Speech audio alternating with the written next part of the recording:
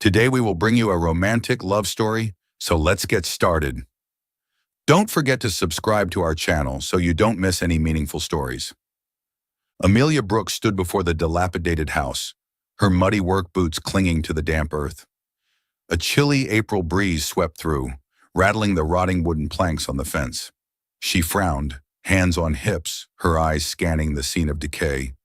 A sagging roof, shattered windows, and wild shrubs growing rampant as if to swallow the structure whole. This wasn't a house, it was a ruin, but to Amelia, it was her last chance to reclaim what she had lost.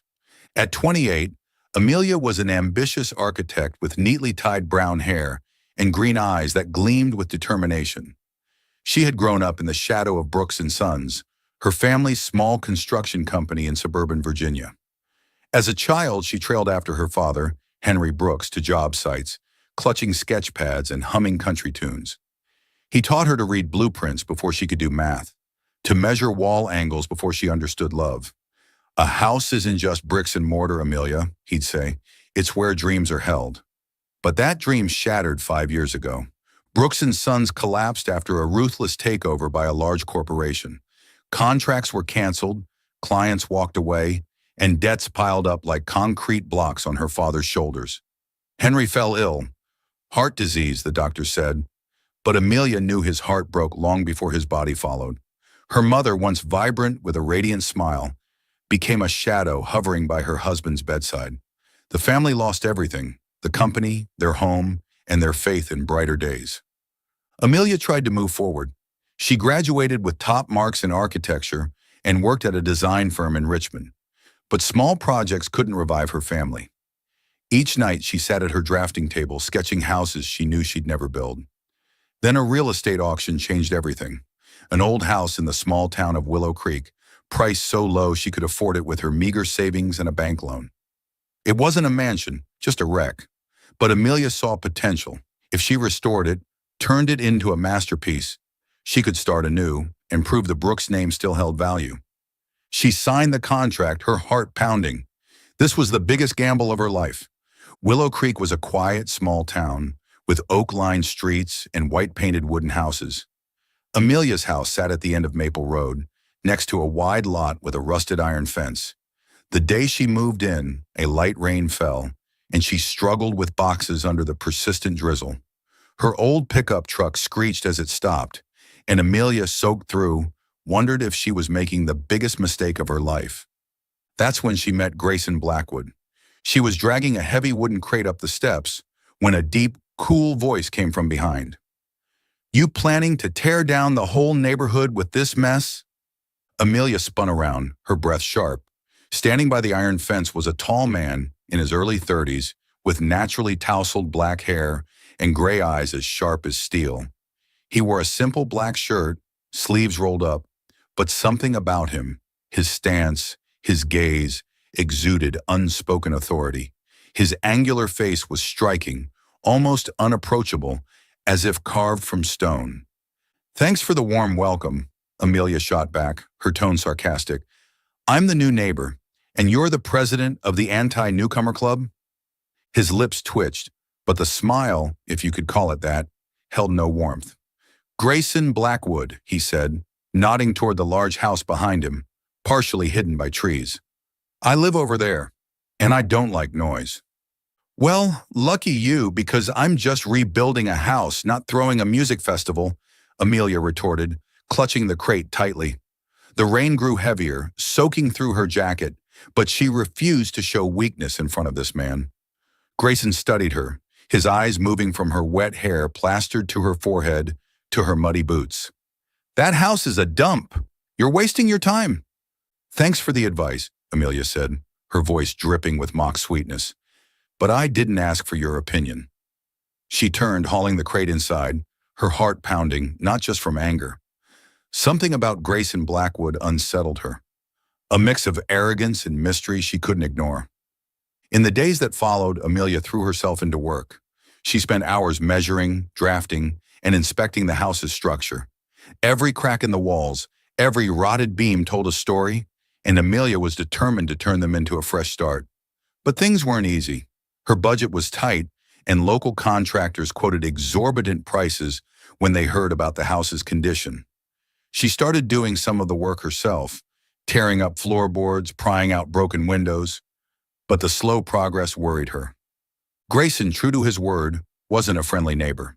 He rarely appeared, but whenever Amelia saw him, jogging in the morning or standing by the fence watching her wrestle with lumber, she felt his piercing gaze.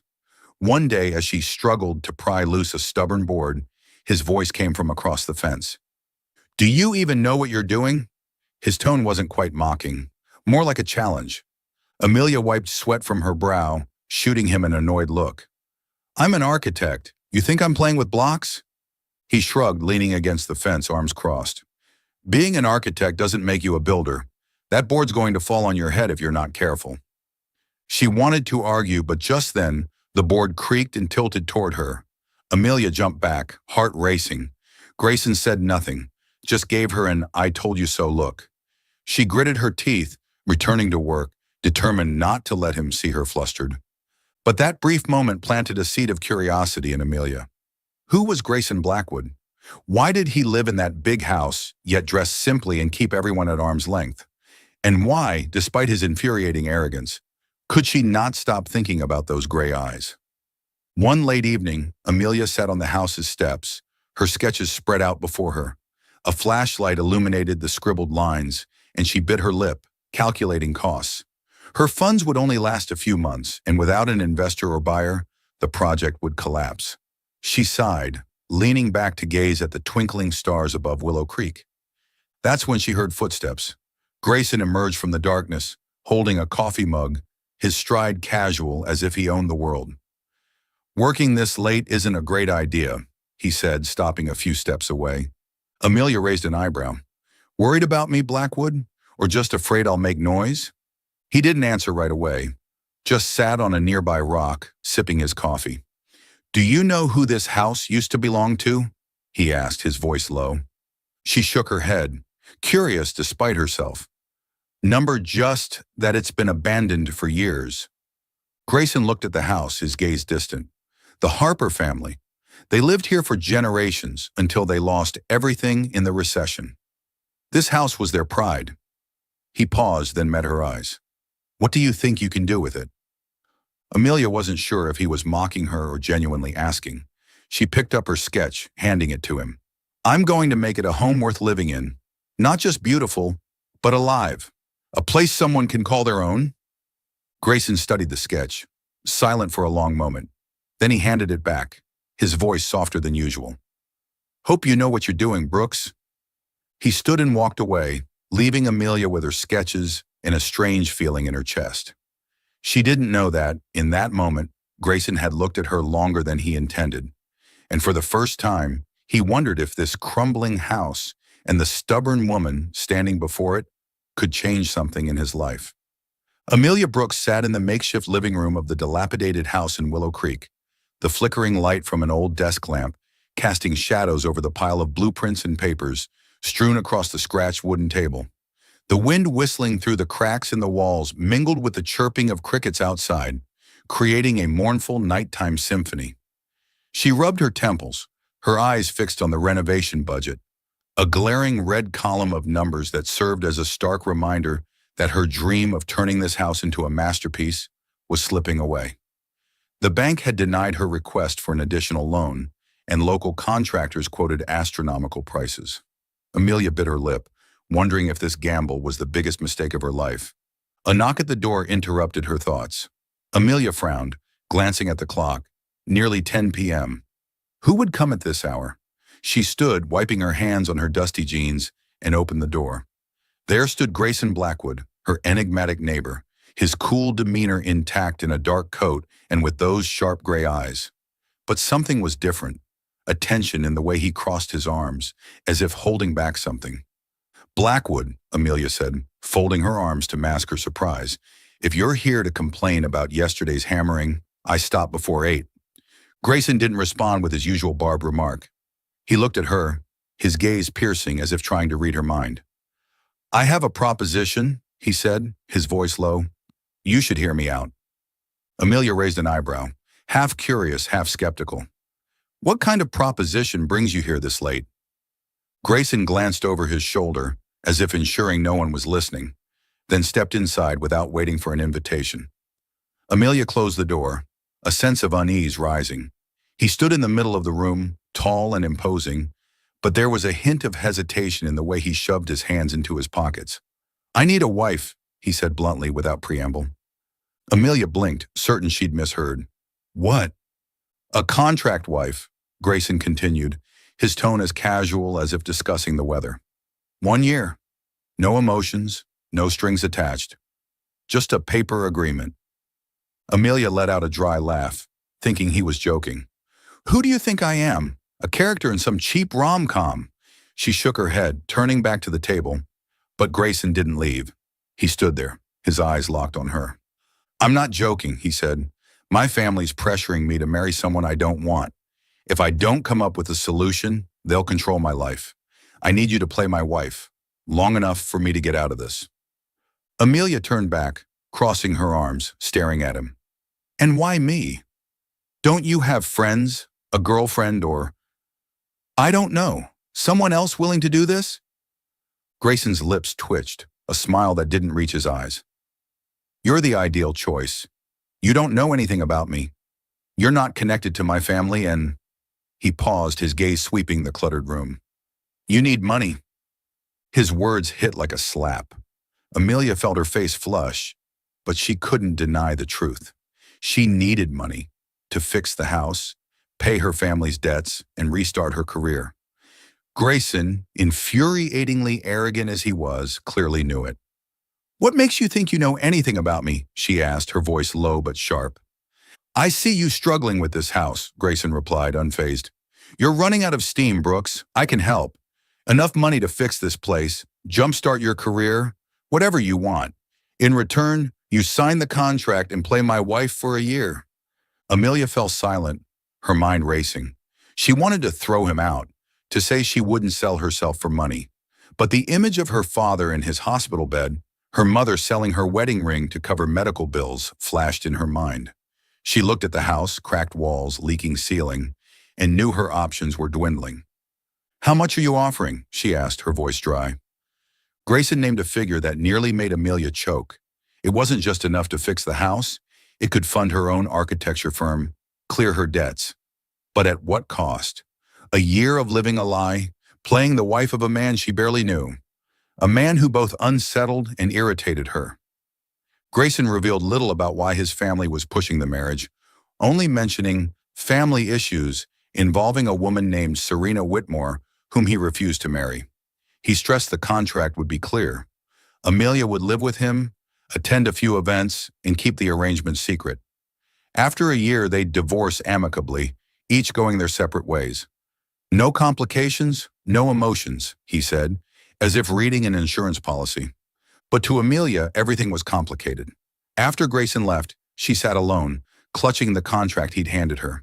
The black and white print was cold, but it promised a way out for her family. She thought of her father, who once said sometimes you have to sacrifice to rebuild. But was this the right sacrifice?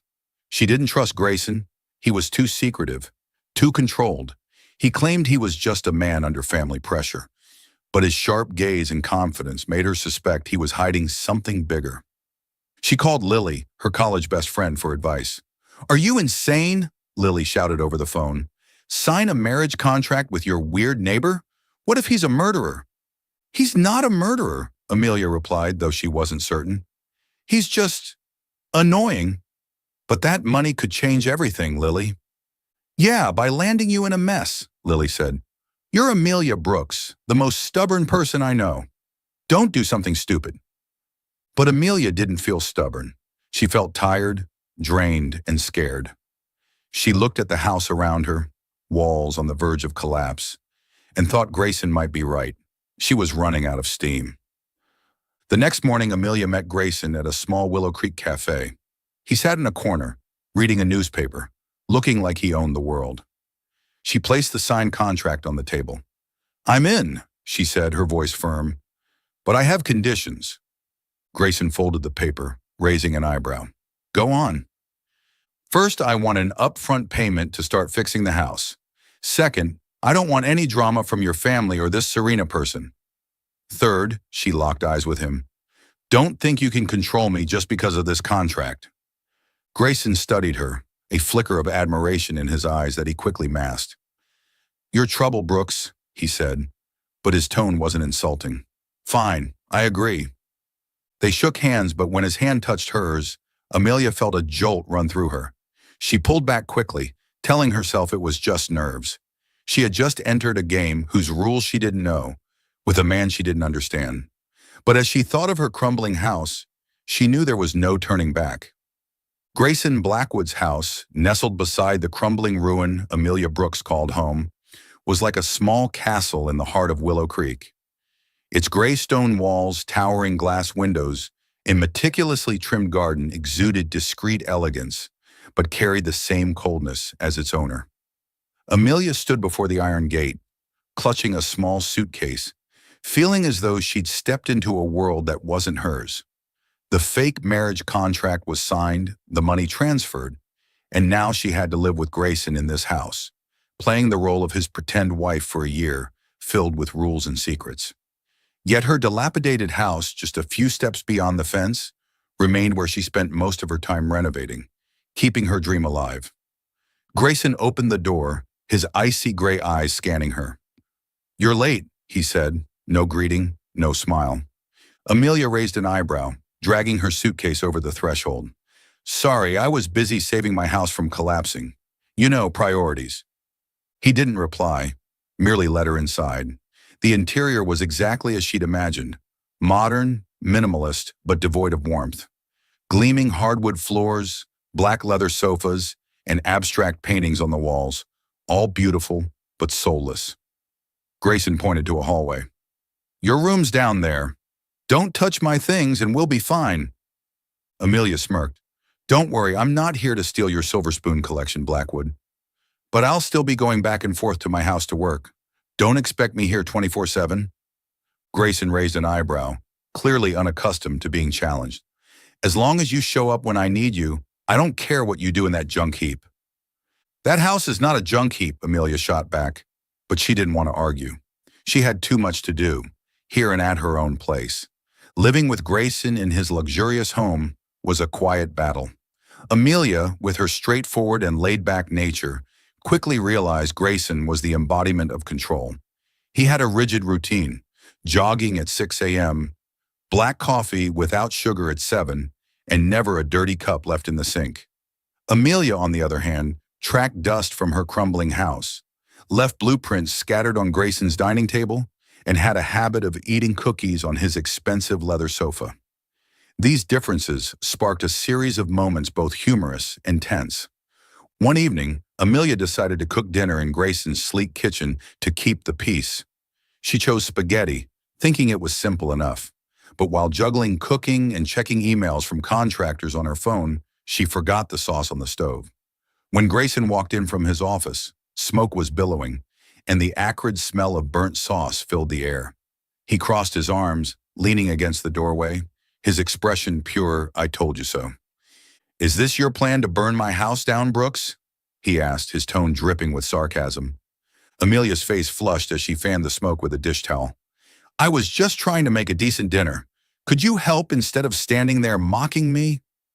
Grayson, instead of replying, stepped forward, turned off the stove, and opened the windows to let the smoke out. Then, with infuriating calm, he ordered pizza from a nearby place. When it arrived, they sat across from each other at the glass dining table, chewing slices in silence. But then Amelia burst out laughing, unable to hold it in. Okay, I admit it, I'm a disaster in the kitchen. You win. Grayson looked at her, his gaze softening slightly. I'm not keeping score, he said, but the corner of his mouth twitched, a rare smile that made Amelia's heart skip a beat. The arguments continued, often over trivial things. Amelia wanted to hang a colorful painting in Grayson's living room to add some life, but he called it a visual assault. She accidentally left muddy boots by the door. He neatly arranged them and left a note. This isn't your construction site. Once, after a long day working on her house, Amelia used Grayson's master bathroom, leaving a wet towel on the floor. He knocked on the door, his voice icy. Brooks, this isn't your house. Get out! Amelia, hair still damp, opened the door and faced him. Relax, Blackwood. I just took a shower, not threw a party in your tub. She wore an oversized t-shirt, barefoot, and for a fleeting moment, Grayson's eyes flicked over her, from her wet hair to her bare feet, with a spark that wasn't annoyance. But he quickly turned away, muttering something about personal boundaries. These small moments began to chip away at the wall between them. Amelia realized Grayson wasn't just the arrogant man she'd first assumed. He took tense late-night calls about family he never explained, and he had a habit of standing by the window, staring at her dilapidated house when he thought no one noticed. She began to wonder what or who he was running from. One day while Amelia was working on her house, she heard the roof creak under a heavy rain. She rushed to check, only to find a new hole, water pouring onto the kitchen floor. Panicked, she called contractors, but no one could come on a weekend. As she struggled to cover it with a tarp, Grayson appeared, raincoat soaked, carrying a toolbox. "What are you doing here?" Amelia shouted over the rain, standing on her roof. "Keeping you from collapsing this house," he replied, already climbing up. In the pouring rain, he patched the hole with surprising skill. When they finished, both drenched to the bone, they stood in Amelia's kitchen, water dripping. She handed him a towel, mumbling, "Thanks. I didn't expect you to know how to do that." Grayson wiped his face, his eyes meeting hers. "There's a lot you don't know about me," he said, his voice low. Then he turned, heading back to his house, leaving Amelia with a heart beating faster than usual. Another tender moment came when Grayson fell ill with a fever. Amelia found him on the sofa in his house, face flushed, stubbornly refusing medicine. "I'm fine," he snapped, but his voice was weak. Amelia, who'd come over to grab some blueprints, didn't bother arguing. She cooked a pot of chicken soup, the one dish she didn't burn, and forced him to eat. She sat beside him, checking his temperature, and when he drifted to sleep, she tucked a blanket over him, noticing how his face, in sleep, looked unburdened, free of its usual guardedness. These small acts melted the defenses of both their stubborn hearts. Amelia began to see Grayson as a man with unspoken wounds. Grayson, in quiet moments, realized Amelia was more than a contract. Her passion for her old house, the way she laughed even when everything fell apart, stirred a feeling he'd buried long ago, a longing to connect, to be loved for himself. But outside pressures began to creep in. One day a woman appeared at Grayson's house, Serena Whitmore. Tall, elegant, with sleek blonde hair and eyes sharp as knives, Serena introduced herself as Grayson's old friend. But the way she looked at Amelia, like she was an insect, suggested she knew about the marriage. "Grayson always makes interesting choices," Serena said, her voice sweet but laced with venom. She left after a private talk with Grayson, leaving Amelia with a gnawing unease. Grayson refused to explain, saying only, "She's not important." Amelia didn't believe him. She began to question Grayson's intentions. Was he truly trying to escape a forced marriage, or was she just a pawn in a larger game? Her doubts grew when Lily, her best friend, visited and confronted her. "What are you doing, Amelia? Living with a mysterious guy, playing fake wife? Don't you see how weird this is?" "I need the money, Lily," Amelia replied, but her voice lacked conviction. "And he's not as bad as I thought." Lily raised an eyebrow. "Not bad? Or are you starting to like him?" Amelia denied it, but Lily's question planted a seed. Was she feeling something for Grayson? And if so, how dangerous was that when they were bound by a loveless contract? Their shared life continued, woven with humor and tension. Once, Amelia accidentally spilled coffee on Grayson's laptop, sparking a heated argument, until they both laughed at the absurdity. Another time, Grayson followed Amelia to her house to help carry a large wooden beam for her renovation, and when their hands brushed, they paused, the air thick with something unspoken. Grayson began to see Amelia as a light in his life, a woman unafraid to challenge him, undeterred by his cold exterior. But he knew, with the secret of his millionaire status and the Blackwood family, he was walking a tightrope. Amelia, though she wouldn't admit it, felt her heart leaning toward him, a man both distant and close, infuriating and endearing. Amelia Brooks stood before the mirror in the guest bedroom of Grayson's house, struggling with the zipper of an emerald green evening gown he'd provided. The dress shimmered under the light, hugging her figure, making her feel like she was cosplaying a Disney princess. Except this princess was about to walk into a family gala that felt more like diving into a Shark Tank. Just hours earlier, Grayson had dropped a bombshell that left her reeling. He wasn't an ordinary man pressured into marriage, but Grayson Blackwood, heir to the Blackwood Corporation, a billion-dollar business empire. "I hid my identity because I wanted to be treated like a normal person," Grayson had said, his usually cold gray eyes flickering with rare sincerity. "In Willow Creek, no one knows who I am, and I wanted to keep it that way, especially with you." Amelia was stunned, then furious. "You thought lying to me was the way to be normal?" She fired back, arms crossed tightly. "I signed this contract thinking you were just a guy with family drama, not a billionaire playing dress-up." The argument stretched on, with Grayson explaining he feared being judged through the lens of wealth and power, while Amelia admitted she needed the contract to save her house. In the end, she agreed to continue playing the fake wife to help him face his family.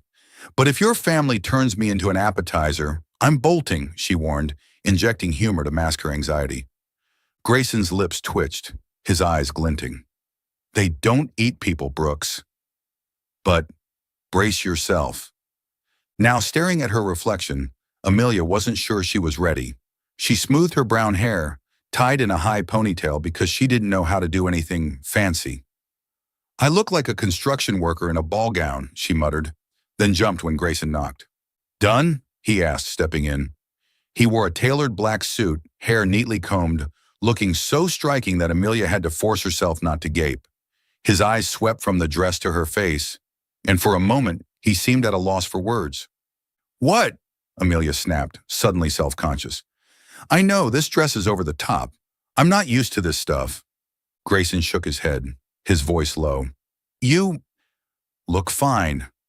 But his eyes said more, and Amelia felt her cheeks warm. He quickly handed her a small velvet box. "Wear these. My family likes flashy things." Inside was a pair of exquisite pearl earrings. Amelia raised an eyebrow. "These aren't real diamonds, right? I don't want to get mugged on the way home." Grayson actually laughed, a short, warm sound that made Amelia's heart skip. "Just pearls, Brooks. Don't get your hopes up." The gala was held at a lavish estate outside Richmond, where the Blackwood family hosted their annual event to flaunt their status. As Grayson's limousine pulled up to the gate, Amelia felt like she'd stepped into a Hollywood movie. Except she wasn't sure if she was the protagonist or a side character about to be written off. The estate glowed with lights, boasting marble columns, a red carpet, and uniformed staff bowing as they entered. Grayson took her hand, squeezing it lightly as if to reassure her, but Amelia sensed his tension. "Just smile and don't argue with anyone," he whispered. "And if my mother asks anything, keep it short." "Is your mom that scary?" Amelia asked, trying to sound playful. Grayson glanced at her. "She could make a leopard panic." They entered the grand hall where hundreds of guests, dressed in extravagant attire, clutching sparkling champagne flutes, chatted animatedly. Amelia felt like a minnow in a glittering ocean. She kept her back straight, but the curious stares and whispers from the crowd made her want to flee back to her crumbling house. Eleanor Blackwood, Grayson's mother, approached first. Tall and elegant, with silver hair in a high bun and eyes sharp as blades, she looked at Amelia as if she were a misplaced decoration. "So this is your bride," she said, her voice sweet but icy. "Amelia, is it? An architect, I hear." "Yes, ma'am," Amelia replied, forcing a smile. "I'm restoring an old house in Willow Creek." Eleanor raised an eyebrow as if restoring houses was a quaint joke. "How charming. But that must be messy, no? Hardly fitting for a Blackwood." Amelia felt a surge of heat, but before she could respond, Grayson cut in, his voice firm. "Amelia is exceptionally talented, Mother. She doesn't need to fit anyone." Eleanor smiled, but her eyes screamed, "This girl doesn't belong here." She whisked Grayson away to meet important people, leaving Amelia alone in a sea of strangers. That's when Serena Whitmore appeared. Amelia recognized her instantly, the woman who'd visited Grayson's house. Serena, in a striking red gown, looked like she'd stepped out of a fashion magazine. Her smile was as sharp as a blade. "Amelia, right?" Serena said, offering her a champagne flute. "I must say, you're surprising. Grayson always had such unique taste." Amelia sipped the champagne, striving for calm. "Thanks, I guess. You're Grayson's friend, right?" Serena giggled, a sound that gave Amelia goosebumps. "Oh, more than a friend. Our families are very close. In fact, many thought Grayson and I were the perfect match." She tilted her head, eyeing Amelia head to toe. "But it seems he's experimenting." Amelia gripped her glass, refusing to let Serena bait her. "Grayson can do what he wants," she said, her voice light but sharp. "And he chose me." Serena raised an eyebrow as if enjoying a game. "Of course, but be careful, Amelia. Grayson's world isn't easy to navigate. You might find yourself out of place." Before Amelia could retort, a guest pulled Serena away, leaving her feeling as if she'd been stabbed in the back.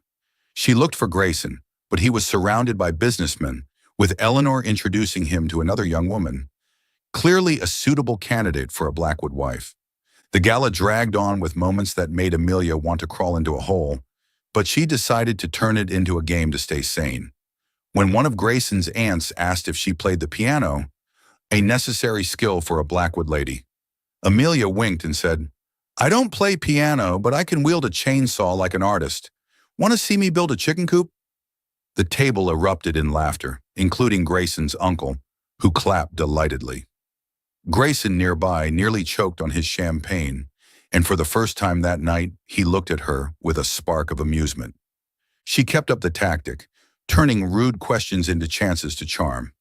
When a friend of Eleanor's asked about her pedigree, Amelia beamed. "Oh, my ancestors were legendary builders. They once made a pig pen so stunning, the whole village was in awe." The crowd roared, and though Eleanor glared, Amelia felt she'd scored a point. But her small victories didn't last. In a quiet moment, Amelia overheard guests whispering, "An architect? Probably just a gold digger. Grayson will come to his senses and return to Serena." The words stabbed at her pride. She glanced at Grayson, talking with his mother, and felt an invisible gulf. He belonged to this world, lavish galas, powerful handshakes. Her? She belonged to her crumbling house, with its dust and dreams. On the drive back to Willow Creek at midnight, Amelia was silent. Grayson, sensing her mood, pulled over in front of his house and turned to her. "You okay?" he asked, his voice low. Amelia stared out the window, her voice trembling. "Will I ever really fit into your world, Grayson? Those people, they looked at me like I was a mistake." Grayson gripped the steering wheel, his eyes darkening. "They don't matter," he said. "I don't care what they think. You're here because I chose you, Amelia." "But why?" she asked, facing him. "You could have anyone, Serena or any of those perfect women there. Why me?" Grayson was quiet for a moment, then took her hand, squeezing gently. "Because you're real.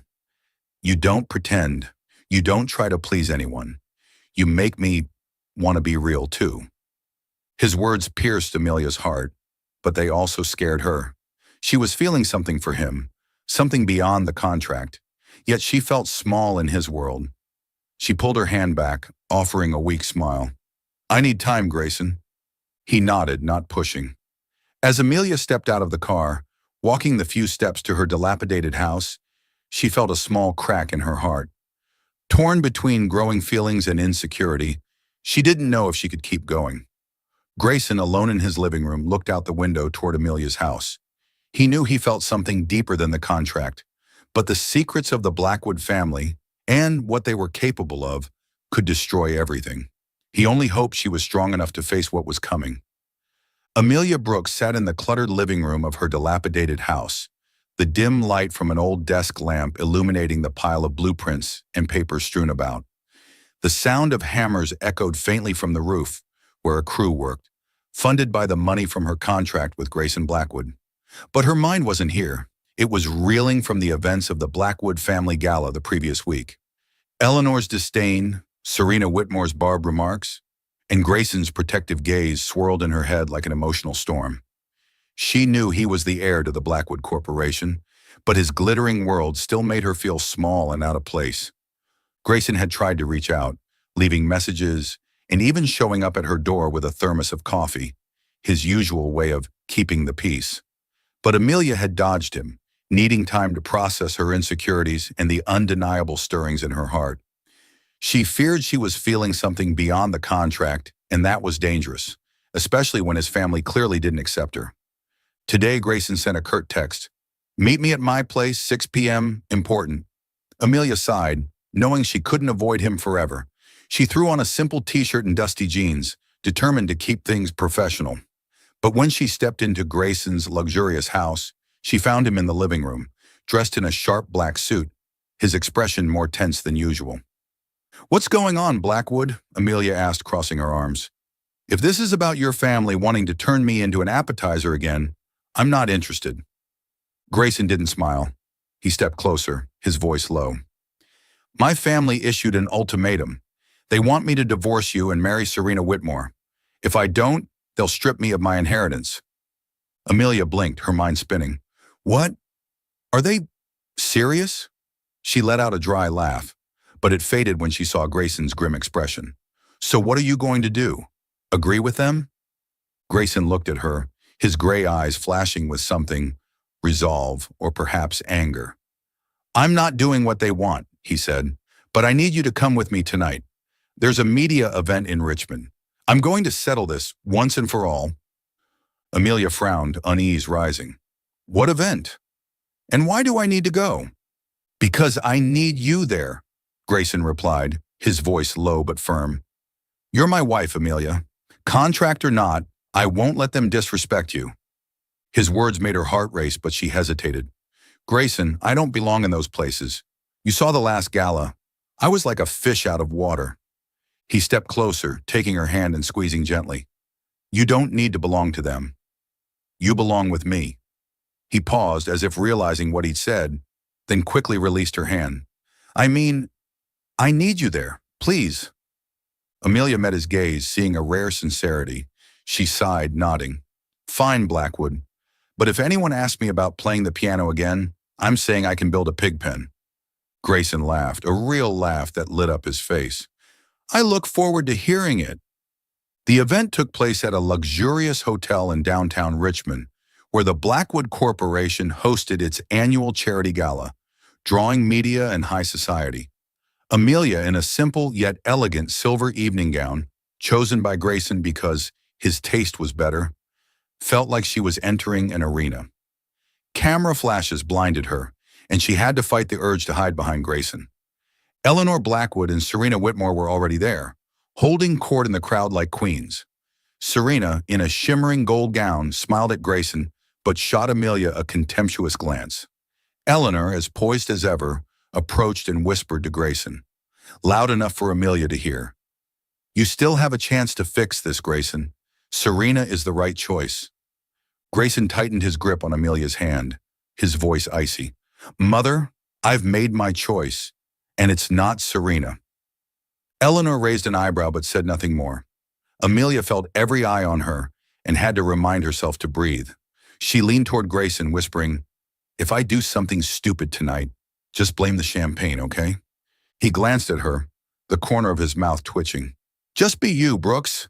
That's what I need." The gala proceeded smoothly until the speeches began. Grayson was called to the stage, and Amelia sat at the VIP table, feeling like she was on a bed of coals. He stepped up, tall and confident, his eyes sweeping the crowd before settling on her. She took a sip of champagne, trying to stay calm. "Thank you all for being here tonight," Grayson began, his voice deep and captivating. "The Blackwood Corporation has always prided itself on its contributions to the community, but today I want to address something more personal." Amelia frowned, unease growing. "What was he doing?" Grayson continued, his voice resolute. "Recently, my family has made unacceptable demands. They want me to abandon the woman I've chosen, claiming she doesn't fit the Blackwood name." The crowd murmured, and Amelia's heart pounded. Eleanor, seated nearby, stiffened. Serena gripped her glass, her eyes boring into Amelia. "I'm here to make one thing clear," Grayson said, his gaze locked on Amelia. Amelia Brooks is my wife, and I love her. If my family thinks they can force me to leave her, they're wrong. I'm prepared to give up my inheritance, everything, if it means staying with her. The room fell silent, then erupted in whispers. Cameras flashed, reporters scrambled to record. Amelia sat frozen, her champagne glass nearly slipping from her hand. What had he just said? Love her? She stared at Grayson, her heart racing, torn between shock, emotion, and fear. Grayson stepped off the stage, ignoring the crowd, and strode to her. He pulled her to her feet, his eyes blazing. I meant it, Amelia, he whispered, just for her. I don't care about money or status. I just want you. Amelia opened her mouth, but no words came. She saw Eleanor stand, face pale, and Serena storm out, but it all blurred. There was only Grayson, standing before her, bearing everything for the first time. They left the ballroom, stepping onto an outdoor balcony to escape the crowd and media. Under the moonlight, Amelia turned to him, her voice trembling. You're insane, Grayson. Giving up your inheritance? Declaring you love me to the world? We're just a contract. Grayson took her hands, holding tight. No, not just a contract. Not to me. Not for a long time. He paused, his eyes softening. You make me laugh. You make me angry. You make me want to live truthfully. You're the only one who makes me feel like myself. Amelia's eyes stung with tears. She wanted to believe him, to lose herself in this moment, but fear clung to her. Grayson, your world, it's not mine. I'm a dusty architect, and you're a Blackwood. How can we? He cut her off with a kiss. His lips were warm, intense, as if pouring every emotion into that moment. Amelia froze, then closed her eyes, melting into his arms. The kiss lingered, passionate and promising, as if the world held only them. When they parted, their breaths mingling, Amelia felt her heart both shatter and mend. We'll find a way, Grayson said, his forehead against hers. I don't promise it'll be easy, but I promise to fight for you. Amelia smiled, tears streaming down. You're absolutely crazy, Blackwood. But she squeezed his hand, a seed of trust sprouting, though a delicate crack remained, fear that the gap between their worlds might never close. But not everyone accepted Grayson's decision. Back in Willow Creek, Amelia received an anonymous email with photos of her at the construction site, accompanied by a threat. Leave Grayson, or your career will be ruined. She suspected Serena was behind it, especially after hearing rumors that Serena had met privately with Eleanor to deal with the Amelia problem. At the same time, a major contractor abruptly canceled their deal with Amelia, citing lack of credibility. She knew it wasn't a coincidence. The Blackwood family and Serena were attacking, targeting her dream of restoring the house. Amelia kept it from Grayson, not wanting to worry him, but the pressure weighed heavily. She looked at him, the man who'd given up everything for her, and wondered if their love was strong enough to weather the coming storm. Grayson, meanwhile, began to realize his family wouldn't back down easily. He was determined to protect Amelia, but he knew a bigger secret about the Blackwood family's past could destroy everything. Amelia Brooks sat in the cluttered living room of her dilapidated Willow Creek house, the dim light from an old desk lamp casting shadows over scattered blueprints on the scratched wooden floor. The distant sound of hammers echoed as the crew finished the roof, funded by the money from her contract with Grayson Blackwood.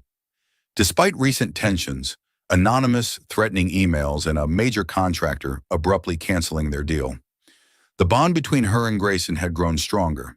His public declaration of love at the charity gala, their first kiss under the moonlight, and his unwavering defense against the Blackwood family had built a new trust in Amelia's heart. Though she worried about the divide between their worlds, she was beginning to believe their love could overcome anything. Grayson had become her anchor. When she told him about the threatening emails, he hired a security team to protect her house project and launched an investigation, suspecting Serena Whitmore or his mother, Eleanor, was behind it. He often visited her house, bringing coffee or helping carry lumber, though he'd jokingly complain about the dust. Trying to turn me into a builder, Brooks? He'd ask, wiping sweat after framing a wall. What's wrong with being a builder? Amelia would retort, winking. You look better in dusty shirts than suits. Those moments made Amelia feel they were building a real future. But she never expected that tonight, everything would come crashing down. Amelia was clearing a corner of the house to prepare for a structural inspection. She opened an old wooden box found in the basement, expecting only blueprints from the Harper family, the previous owners. Instead, she found documents bearing the Brooks and Sons logo, her father's company. Her heart raced as she flipped through the pages. Contracts, letters, and meeting minutes from 5 years ago, when the company went bankrupt. Her breath grew heavy as she read. The documents detailed how Brooks and Sons lost a major project to a rival corporation after a ruthless takeover, leading to crippling debt and collapse. The name behind it made Amelia freeze. Blackwood Corporation. A letter from her father, Henry Brooks, described how Blackwood used unfair tactics to destroy his small company. They didn't just want to win, they wanted to annihilate us, he wrote. Amelia trembled, the image of her frail father in his hospital bed flashing in her mind. He lost everything because of Blackwood, and she was in love with a Blackwood. She slammed the documents shut, tears spilling over. Grayson couldn't have known about this, but doubt gnawed at her. He'd hidden his billionaire status before. Could he be hiding this too? Clutching the papers, she marched to Grayson's house, her heart heavy as lead. Grayson was reading a newspaper in his living room when Amelia burst in without knocking. He stood alarmed by her devastated expression. "Amelia, what's wrong?" She threw the documents onto the table, her voice shaking with anger and pain. "What do you know about this, Grayson? Blackwood destroyed my father's company, ruined my family. What do you know?" Grayson picked up the papers, his face paling as he read. "Amelia, I didn't know about this," he said, his voice laced with shock. "I swear, 5 years ago, I was abroad, not involved in the family business." "You expect me to believe that?" Amelia shouted, tears streaming down. "You're a Blackwood. You hid things from me before. How do I know you're not covering this up?" Grayson reached for her hand, but she stepped back. "Amelia, listen to me," he pleaded. "I'll investigate, find out who was responsible. If my family did this, You'll what?" She cut him off, her voice breaking. "Say sorry? Give back the years my family lost?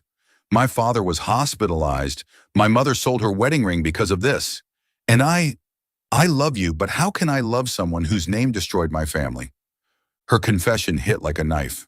Grayson stood frozen, pain etched on his face. "Amelia," he whispered, but words failed him. He wanted to hold her, but her shattered gaze stopped him. "I can't," Amelia choked out. "Every time I look at you, I see my father's pain. I choose my family, Grayson." She turned and walked out. Grayson gripped the documents, his heart constricting. He wanted to chase her, but knew she needed space. He vowed to uncover the truth and make amends no matter the cost. Amelia returned to her house, collapsing onto the floor, sobbing.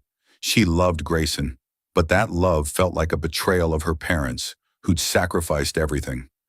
She clutched the documents, the final proof of her family's pain.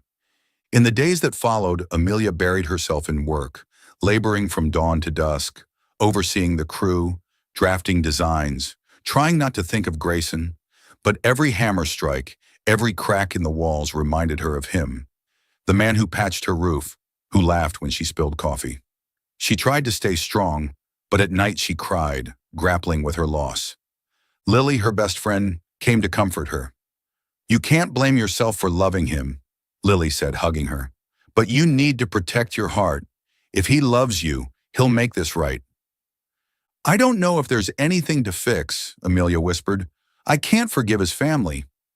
Grayson descended into darkness.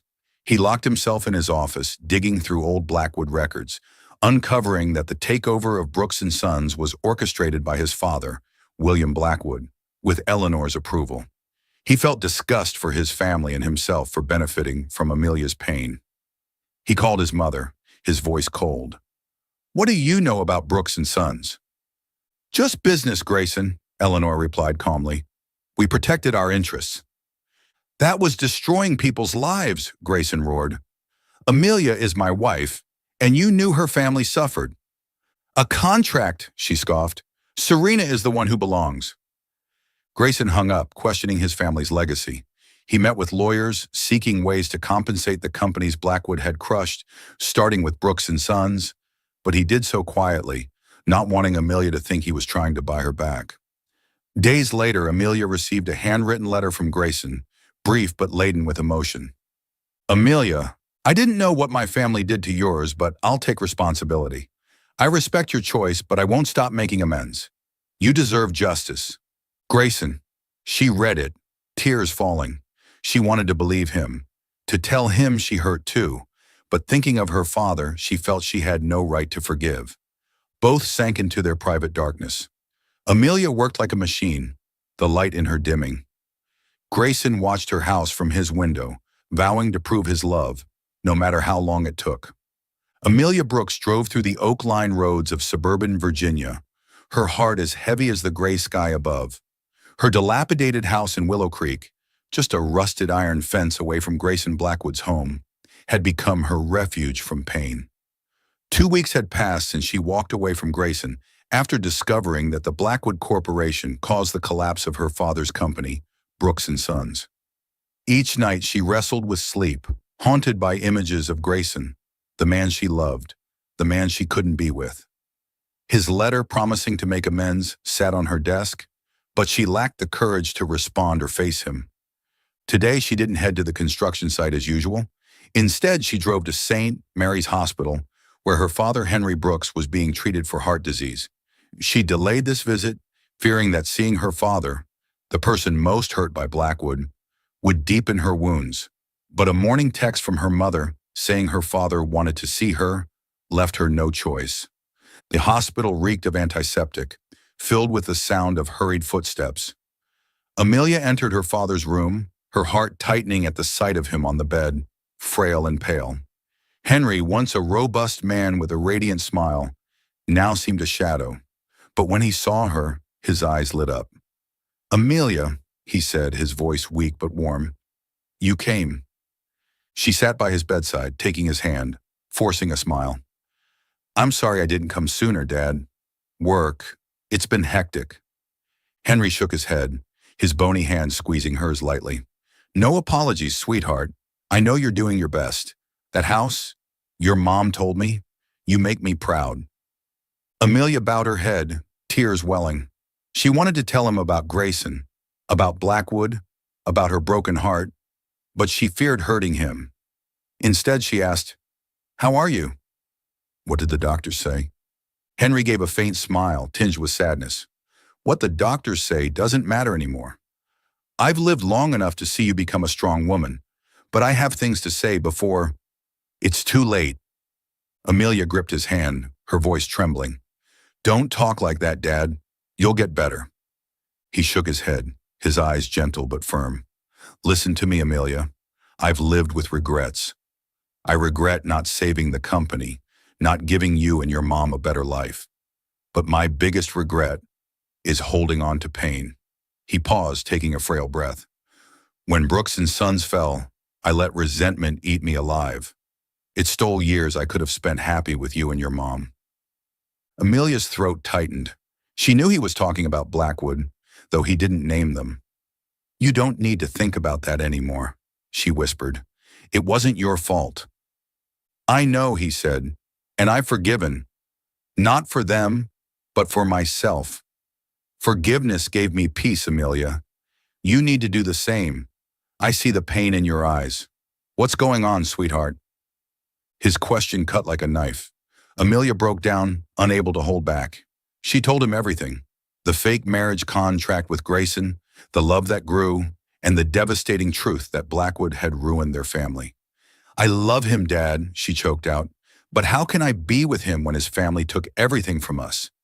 I feel like I'm betraying you, betraying Mom." Henry listened silently.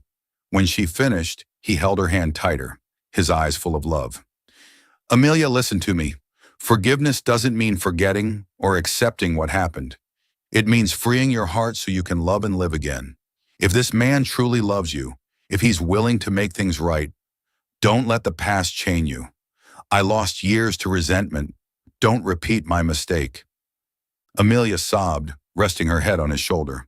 But what do I do, Dad? I don't know how to start over. He stroked her hair, his voice soft. Listen to your heart.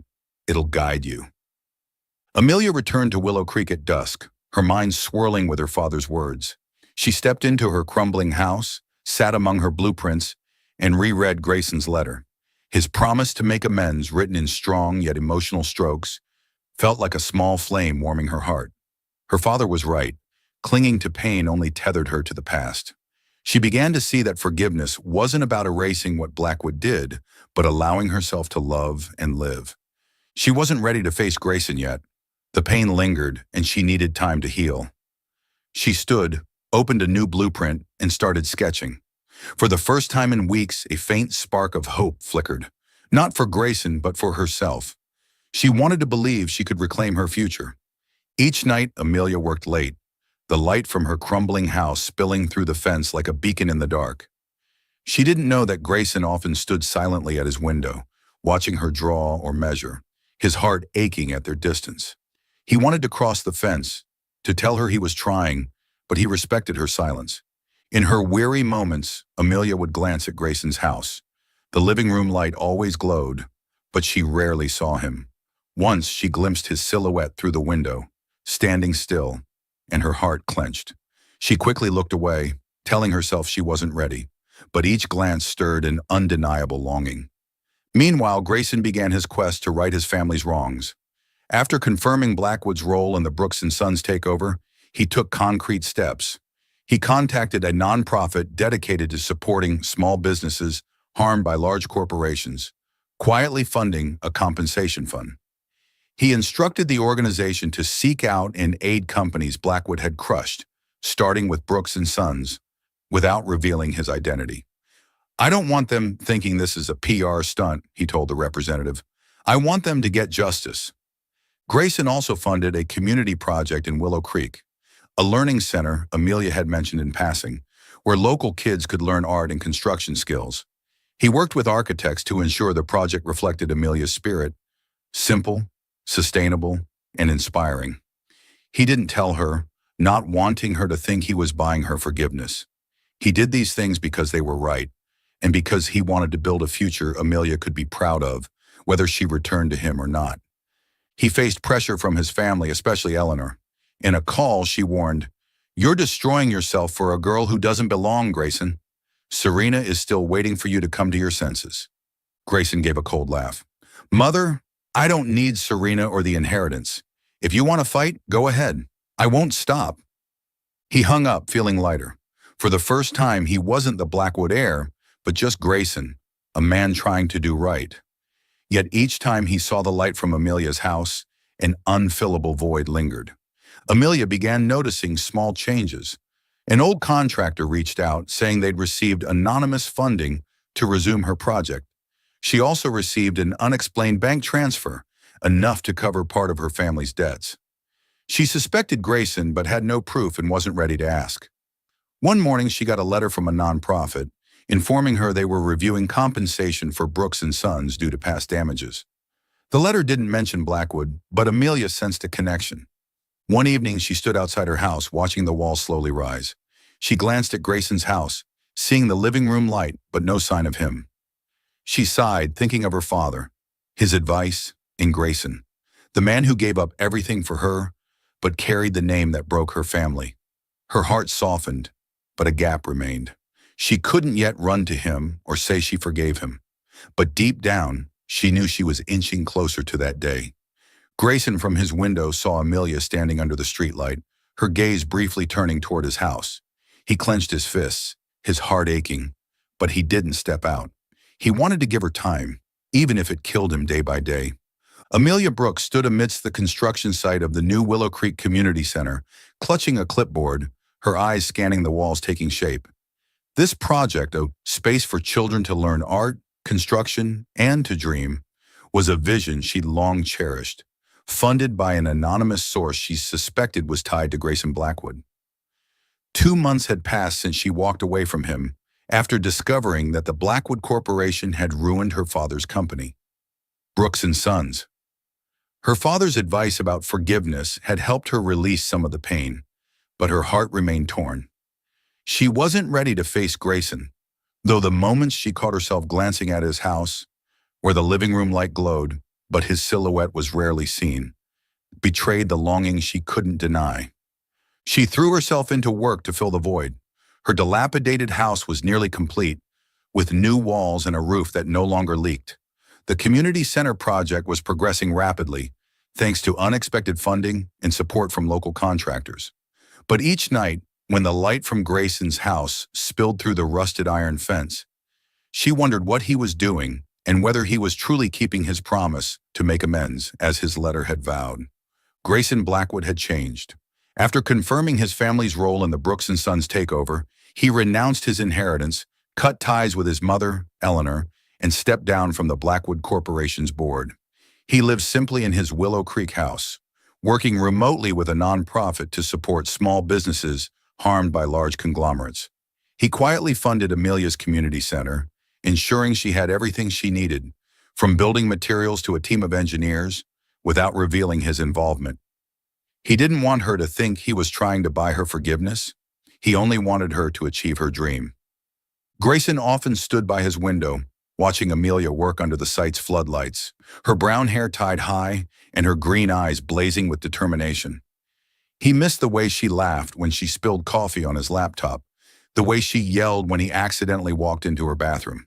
But he kept his distance, respecting her choice, though each day without her felt like a knife in his heart. One crisp fall afternoon, Amelia was checking progress at the community center when a group of volunteers arrived to help. She barely noticed the man in a flannel shirt and baseball cap, hauling paint cans into the storage room, until he turned and their eyes met. Her heart stopped for a moment. Grayson. He looked different, more rugged, with dust on his shirt and a rare sheepish smile. "Hey, Brooks," he said, his voice low. "I just came to help." Amelia blinked, struggling to stay composed. "Grayson? What are you doing here?" He shrugged, setting the paint cans down. "Heard this project needed hands. I had time, so—" He trailed off, meeting her gaze, his gray eyes sincere. "It looks incredible, Amelia. You've done something extraordinary." She turned away, her heart racing, not wanting him to see her flustered. "Thanks," she muttered, focusing on her clipboard. But Grayson didn't leave. He stayed all day, painting walls, carrying lumber, and even joking with the volunteer kids, making them burst into laughter. Amelia watched him from a distance, noticing a humility and dedication she hadn't fully seen before. He was no longer the arrogant Blackwood heir. He was just Grayson, a man trying to do right. As the sun set, the site emptied, leaving only Amelia and Grayson. She stood in the unfinished structure, the sunset casting golden light through empty window frames. Grayson approached, hands in his pockets, his voice soft. "I didn't come to push you to talk. I just wanted to help." Amelia looked at him, her heart softening. "I know," she said. "And I see what you've been doing. The contractors, the funding, the money for my family. It's you, isn't it?" Grayson nodded, not denying it. "I didn't want you to think I was trying to buy you back. I just wanted to fix what my family broke." She fell silent, her eyes tracing his face, the features that once infuriated her, now only making her miss him. "Grayson, She paused, tears welling. "I'm trying to forgive.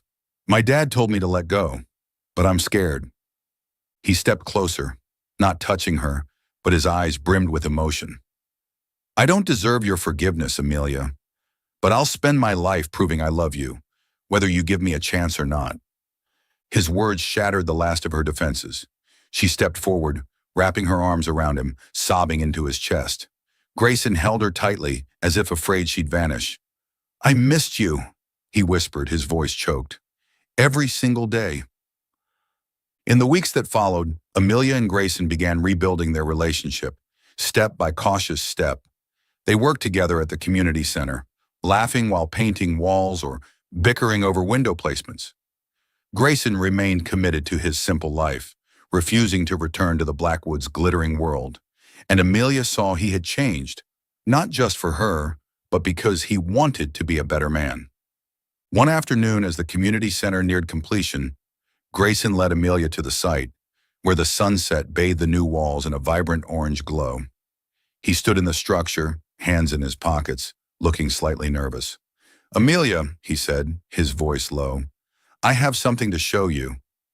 She raised an eyebrow, following him to a corner of the site, where a wooden plaque was mounted engraved with the words, "Amelia Brooks Community Center, where dreams are built." Amelia covered her mouth, tears shimmering. "Grayson, when did you do this?" "When you weren't looking," he replied, smiling. Then he knelt, pulling a simple silver ring from his pocket. "Amelia Brooks, I don't have castles or thrones. I only have this heart, and it's yours. Be my wife, this time for real. Build a home with me, one filled with love and truth." Amelia cried, kneeling to embrace him. "You idiot," she whispered, her voice breaking. "Yes." They kissed in the construction site, under the sunset, the breeze through the empty windows like a blessing. Amelia felt every pain, every doubt dissolve, leaving only love and hope. They reconciled, choosing to face future challenges together, bound by respect and a profound love. The weeks following their engagement were a whirlwind of joy and purpose. Amelia's house was completed, transformed into a warm, inviting home that reflected her vision, a blend of rustic charm and modern simplicity. She moved in, but Grayson was a constant presence, helping her hang curtains or teasing her about her cluttered desk. The community center opened with a grand ceremony, attended by Willow Creek residents, local officials, and even Amelia's parents. Henry Brooks, frail but beaming, walked through the center with Amelia, his pride evident. "You did it, sweetheart," he said, squeezing her hand. "And that man of yours, he's a keeper." Amelia laughed, glancing at Grayson, who was joking with kids near a mural they'd painted together. "Yeah, Dad, I think so too." Grayson faced lingering challenges from his family. Eleanor tried to pull him back into the Blackwood fold, threatening legal action over his abandoned inheritance. But he stood firm. He hired lawyers to ensure the nonprofit he supported could continue compensating Blackwood's past victims, including Brooks and Sons, without his direct involvement. Serena Whitmore, humiliated by Grayson's rejection, left Richmond, her influence fading. Amelia received no more threatening emails, and her career flourished as word of her community center spread, attracting new clients. One evening, Amelia and Grayson sat on the porch of her restored house, wrapped in a blanket, watching the stars. The house, once a ruin, now glowed with life. New windows, a sturdy roof, and a garden they'd planted together. Grayson held her hand, his thumb tracing circles on her skin. "You know," he said, "I used to think a house was just walls and a roof. But you showed me it's more. It's where love lives." Amelia leaned against him, smiling. "And you showed me love is worth fighting for, even when it's messy." He kissed her forehead, his voice soft.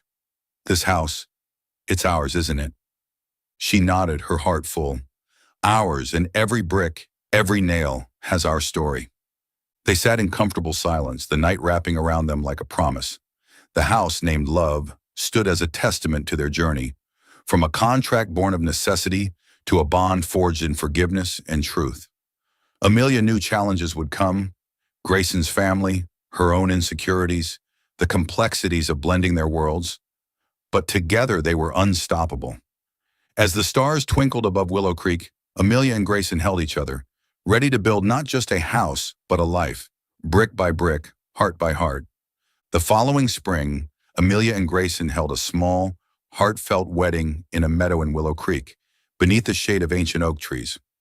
Only close family and friends, Amelia's mother Lily, and a few locals attended. Amelia's father, though frail, sat in the front row, beaming as he watched his daughter walk down the aisle in a simple white dress. Amelia looked at Grayson, waiting for her at the end of the path, and felt her heart overflow. This wasn't a contract. This was forever. After the wedding, Amelia founded her own architecture firm, Brooks Design, specializing in sustainable and community-focused projects. She secured numerous contracts, from schools to cultural centers, thanks to the reputation she earned from the Willow Creek Community Center.